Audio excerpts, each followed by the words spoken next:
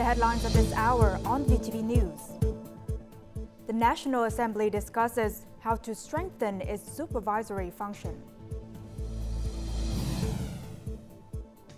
And Vietnam's startup ecosystem enters a new development phase. In our world news, we'll take a look at Thailand's biggest seizure of call scam equipment.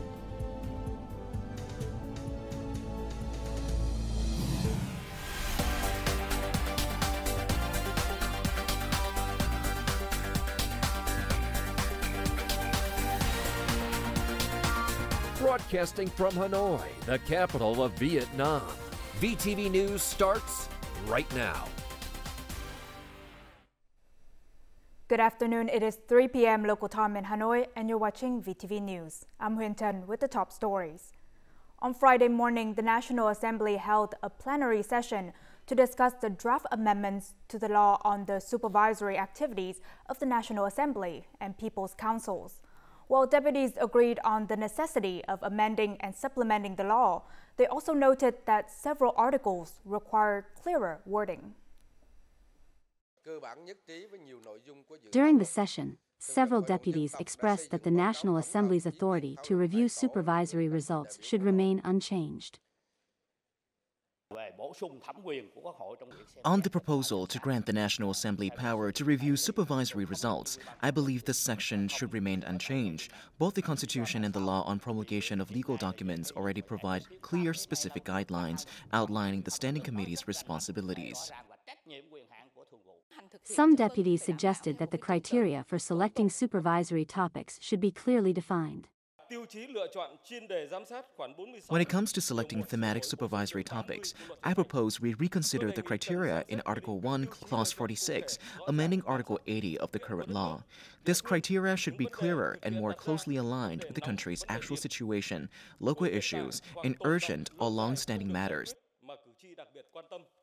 Deputies also called for stronger regulations to ensure effective implementation of post-supervisory conclusions.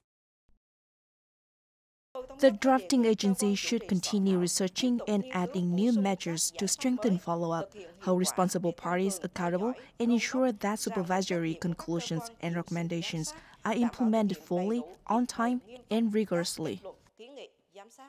Also on Friday morning, the National Assembly passed the law on geology and minerals, as well as the law on fire prevention, fighting, and rescue. The Ministry of Science and Technology has just released an overview of Vietnam's innovation ecosystem, highlighting 3 stages of development over the past decade. During the 2013 to 2016, the startup ecosystem experienced significant growth in both quantity and quality. And from 2017 to 2020, the government strengthened the innovation ecosystem through financial support. However, no new unicorn startups, which are private companies valued at over $1 billion, have emerged in the last 3 years. Since 2021, the COVID-19 pandemic has slowed the growth of innovative startups. And while the ecosystem is now recovering with approximately 4,000 creative startups, only 2 have achieved unicorn status. No new unicorns have emerged in the past 3 years. And several promising startups approaching unicorn status are struggling operationally. The ministry now recommends distinguishing creative startups from small and medium-sized enterprises to develop appropriate legal frameworks and provide targeted support. The National Innovation Startup Day at TechFest Vietnam 2024 wrapped up on Friday afternoon. And during its 3-day run, the event hosted more than 48 investment connection sessions, generating investment interest totaling $14.5 million. The event also marked a milestone as Vietnam released its first comprehensive report on the nation's startup ecosystem. This year's TechFest Vietnam attracted nearly 10,000 attendees and featured over 120 domestic and international speakers. More than 250 exhibition booths showcased innovative technologies and products from technology startups, local governments, and Korean businesses. The event also hosted over 50 in-depth networking sessions between investors and startups, with some deals reaching tens of millions of dollars. I hope to receive support in promoting our product. This solution allows us to create a more positive impact on both society and the environment. Vietnam's startup ecosystem has gone through 3 stages of development over the past decade. In 2021, due to the impact of the COVID-19 pandemic, startups began experiencing a slowdown but have since recovered and are progressing. A representative from the Ministry of Science and Technology affirmed their commitment to continue collaborating with other relevant agencies to improve the legal framework and provide optimal support for the startup ecosystem. We already have National Assembly resolutions for Ho Chi Minh City and Da Nang and the capital law for Hanoi, so it's possible that we can have special resolutions and mechanisms for Haiphong, Hue, and other localities. This will leverage the inherent potential of each locality and connect them with each other and the world. Vietnam currently hosts around 3,800 innovative startups, including 2 unicorns valued at over $1 billion each. However, no new unicorns have emerged since 2021, and several promising startups approaching unicorn status face challenges in operations and scaling. Events like TechFest Vietnam 2024 aim to address this by connecting investment funds and corporations with innovative startups, helping stimulate growth and expansion in this new phase of the startup ecosystem. The Ministry of Information and Communications reported that nearly 15,000 pieces of violating content were removed from social media platforms last year. And this finding was presented at a recent conference in Hanoi, reviewing developments in information technology. Facebook had the highest number of violations, with around 9,000 removed posts, 94% of the total, followed by TikTok with over 6,000 cases and YouTube with 970 cases. And to address these issues effectively, Vietnam has established 20 regional centers dedicated to combating fake news and harmful content on social media. Recent statistics show that Vietnam's agricultural exports have generated nearly $57 billion in the past 11 months, surpassing the $55 billion target for the entire year. Asia remains the largest market, accounting for almost 50% of the total export value. And this positive result is attributed to effective trade promotion efforts carried out over the past year. These initiatives not only targeted at traditional markets, but also explore new opportunities, helping Vietnamese agricultural products reach global markets. Veterinary medicine is one of Vietnam's competitive exports, reaching more than 40 countries worldwide. A company that produces insecticides and animal antibodies is currently exploring new market opportunities in China and Mongolia. We are looking to expand our partnerships. Our products are registered and approved for sale in both Vietnam and the destination country according to their specific regulations. Despite their high quality, many products have not reached international markets due to insufficient market research. International trade fairs serves as crucial platforms where suppliers and consumers can meet, share information, and align technical standards, ensuring products meet specific market requirements. Chinese consumers love bright packaging. Vietnamese companies should improve in this area. Diversifying products to appeal Chinese customers stronger, bolder taste also helps. When Chinese companies showcase their technology and equipment at trade fairs, it provides valuable insights into consumer trends in China. This two-way engagement helps Vietnamese businesses tap into the growing demand for agricultural products. Looking ahead, Vietnam's agricultural sector plans to boost its presence at trade fairs in China, a market with vast potential. With agreements in place for commodities like durian and bananas, Vietnam has significant opportunities to increase exports and expand its market share in China. Beyond direct exports, introducing Vietnamese agricultural products into foreign invested retail chains serves as a strategy to reach more customers. These high-quality products serve both domestic markets and global supermarket networks. And for Vietnamese businesses entering this market, maintaining excellent quality standards remains the top priority. These large supermarkets part of a Japanese retail chain, attract thousands of customers daily. Their well-known brand reassures consumers about product quality and variety. I regularly shop at these supermarkets because they provide safe, quality food products. I'm interested in the origin of products and whether they are certified by reputable authorities for quality. Getting Vietnamese products into international retail chains is no easy task. Cooperatives and businesses must fulfill strict requirements, meeting international technical standards, completing self-declaration documents, conducting product testing, and ensuring traceability. We've standardized everything, from sourcing seeds, traceability, farming, and packaging. We've even invested in ozone washing machines from Japan to meet the supermarket standards. Top global corporations and supermarkets are diversifying their supply sources, and Vietnam has emerged as a key destination for agricultural sourcing. The agricultural sector is strengthening supply chain connections and partnering with importing markets on technology. The Ministry of Agriculture and Rural Development has tasked the Agricultural Extension Center with aligning the production standards of Japan, JGAP, with Vietnam, VTVgap. Farmers must collaborate with government agencies and businesses to build stronger value chains. Global buyers recognize Vietnam's abundant agricultural raw materials and its capacity to meet worldwide demand. However, Vietnamese businesses still need to strengthen their service capabilities and invest in processing technology and logistics to maximize the value of their agricultural products. Now, before we move on to other important updates, let's take a look at the foreign exchange rates of today, November 29th.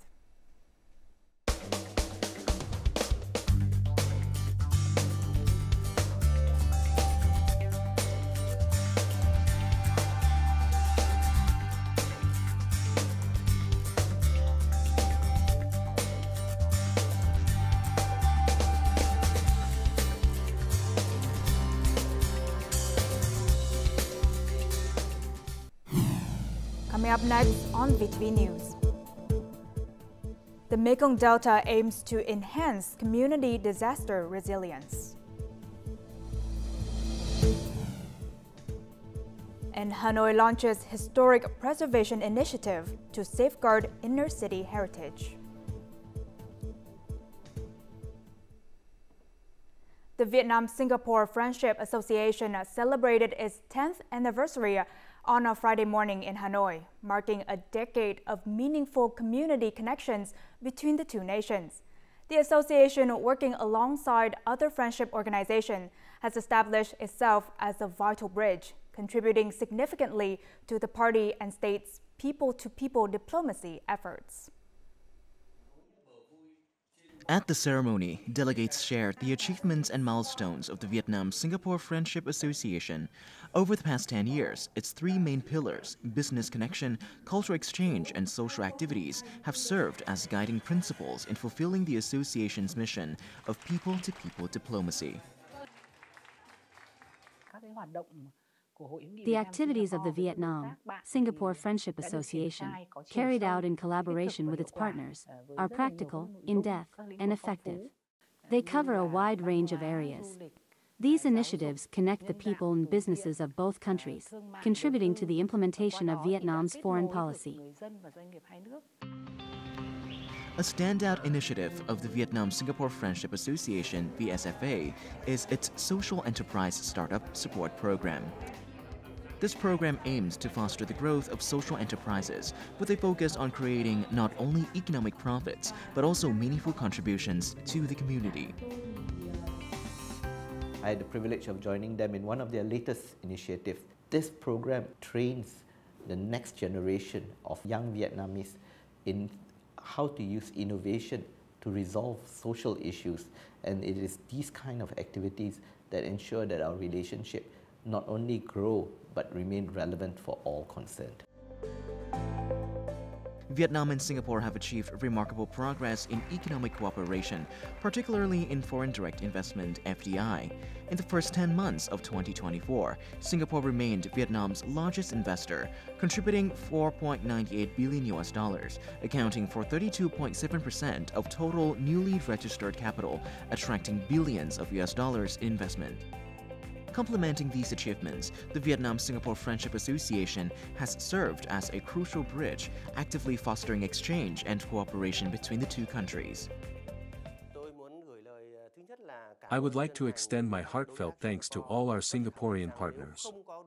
Without your invaluable cooperation and the support of key agencies, the Vietnam-Singapore Friendship Association would not have been able to fulfill its mission.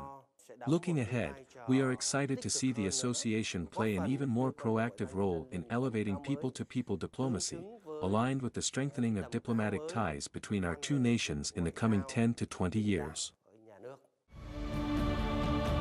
As Vietnam, Singapore, and the ASEAN community continue to grow, the role of people's organizations, particularly the Vietnam-Singapore Friendship Association, becomes ever more significant. Its efforts contribute to advancing sustainable development for both countries and promoting stability and prosperity across the region.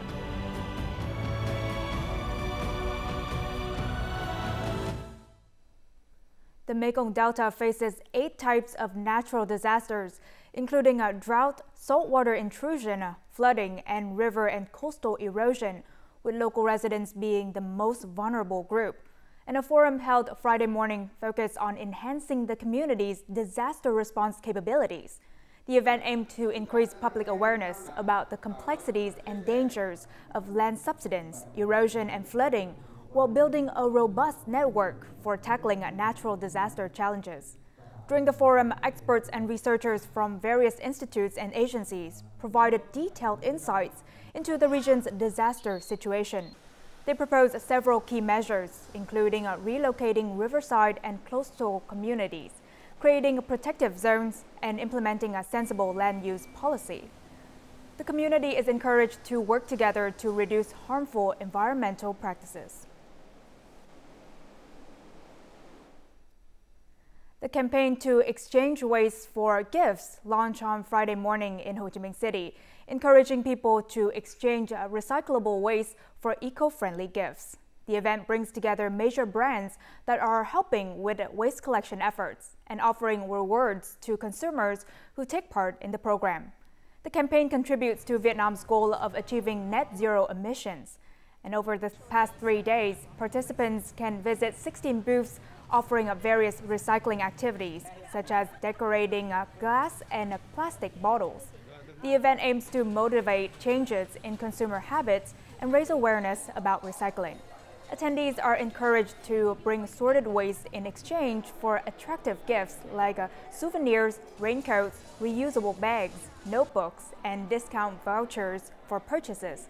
Beyond gift giving, the event helps people experience an eco-friendly lifestyle while promoting waste segregation at the source and developing sustainable recycling habits. Now, with just over 2 months until Tet, or Lunar New Year, Saigon Railway Station reports nearly 9,000 train tickets are still available for routes from Saigon, Dĩ An, and Biên Hòa stations to destinations between Nha Trang and Hanoi. These tickets are for departures on the 28th and 29th days of the lunar calendar. While tickets for earlier dates have sold out, post-Tet tickets remain widely available for various dates and destinations. However, the railway authority urges passengers to carefully check their ticket details to avoid purchasing counterfeits.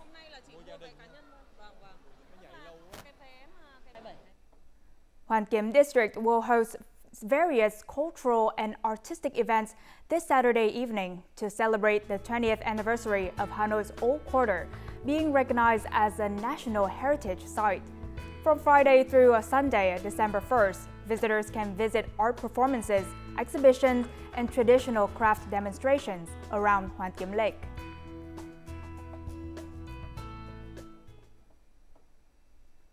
Hanoi boasts nearly 6,000 historical and cultural relics. Protecting and preserving these valuable cultural assets requires substantial resources. And while the national budget remains limited, it is necessary to effectively mobilize social resources. The capital law allows for the establishment of a fund to preserve Hanoi's historical inner city. This development offers promising prospects for protecting and also promoting Hanoi's cultural heritage. The 22 Hangwom Art and Culture Center in Hanoi, formerly a kindergarten, had fallen into disrepair. Through a collaborative effort between the government and citizens, the building underwent a 3-year restoration and has been transformed into an appealing art exhibition center. Restoring historical sites requires the joint investment of both the government and the people. When there is unity and collaboration, the government must ensure these sites are restored to their original states based on historical photographs. This is just one of nearly 600 projects requiring restoration in Hanoi from 2021 to 2025. While the national budget is limited, policies to effectively mobilize social resources are urgently needed. Clause 11, Article 20 of the Capital Law authorizes the People's Committee of the city to establish a fund for the preservation of the historic inner city. The fund will draw from various sources, including the budget and resources from organizations and individuals in society. Resources from community support are mainly for religious and spiritual sites. Current contributions are typically in the form of direct donations to the project or donations of materials and labor for construction. However, we hope that this fund will be financed through monetary contributions, allowing for more proactive and flexible use of resources for heritage sites restoration. Mobilizing social resources for cultural activities has always been a consistent policy of the party and state, especially given the current market economy and limited government resources. Community support should be viewed as an essential supplementary resource, particularly in cultural fields. Coming up next in our world news. Thai police carried out the largest seizure of call scam equipment in the country. And we'll take a look at the impact of proposed import tax increase in the U.S. Now moving on to our world news, Thai police conducted multiple raids in the northern province of Chiang Mai, resulting in the country's largest seizure of call scam equipment to date. The Central Investigation Bureau reported that officers raided 11 rented houses across 3 districts in Chiang Mai on Tuesday. They discovered 642 SIM or subscriber identity module boxes, 590,000 SIM cards, 72 computers, and nearly 1,500 mobile phones and 47 SIM card readers. And during the raids, the police arrested 15 suspects. They face charges of manufacturing, using, importing, exporting, and trading telecommunications equipment without proper authorization. According to Thailand's Central Bureau of Investigation, the gang had operated in Chiang Mai for 2 years, using the SIM boxes to create fake social media accounts, which were then sold to call centers and online crime syndicates. The U.S. is at the peak of its year-end shopping season. However, concerns have emerged over President-elect Donald Trump's proposal to increase tariffs on America's largest trading partners, China, Mexico, and Canada. Trump has stated he would impose these tariffs on his first day in office if these nations do not address drug trafficking and illegal immigration into the U.S. Our report on how this proposal could impact American consumers. The U.S.'s largest electronics retailer has reported declining Q3 business results. These figures have led to lower profit and revenue projections for the year. The company also warned that consumers could face higher costs if President-elect Donald Trump implements new import tariffs on goods from China, Mexico, and Canada. 60% of Best Buy's electronics are manufactured in China, with Mexico being the second largest source. Mexico is also a crucial supplier of fresh produce to the U.S., providing more than half of its fresh fruit and nearly 70% of its green vegetables. About 15% of the 15.6 million new cars sold in the U.S. last year were imported from Mexico, and 8% from Canada. Meanwhile, Canada provides 60% of the U.S.'s daily crude oil supply. Retaliation by trade partners could significantly impact U.S. jobs. If we impose a 25% tax on the companies I have already described, though there are many others, this could affect 400,000 jobs in the United States. If he does what he says he's going to do, it's going to have a big impact on prices and therefore on jobs and so forth in the U.S. economy. We'll just have to see what really transpires. I think it is it's a starting point for negotiations. Meanwhile, U.S. importers are increasing their purchases from major trade partners to protect against potential supply chain disruptions if tariffs increase. South Korea grappled with heavy snowfall for a second day, severely disrupting daily life across the country. Now, at least 5 people have died in the cold snap, while 142 flights have been cancelled and 76 ferry routes suspended. Thousands of schools have closed, and Incheon, Seoul's main airport, has been the most severely affected. Passengers have faced average flight delays of 2 hours, and some areas of Seoul have recorded more than 40 centimeters of snowfall, a rare occurrence not only for November but for the entire winter season in South Korea.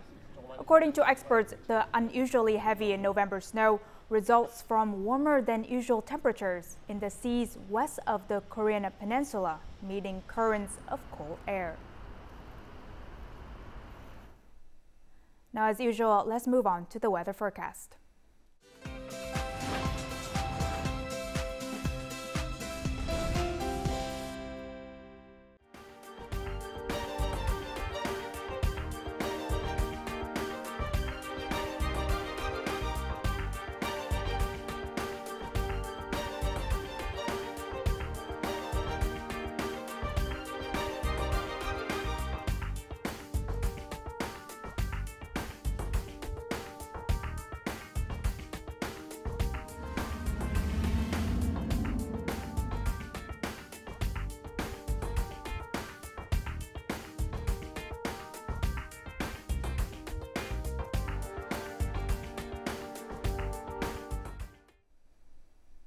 And that's all the news we have for this hour. To rewatch our program, you can download our mobile app VTVgo or check out our YouTube channel VTV4Go. Thank you for watching and see you next time.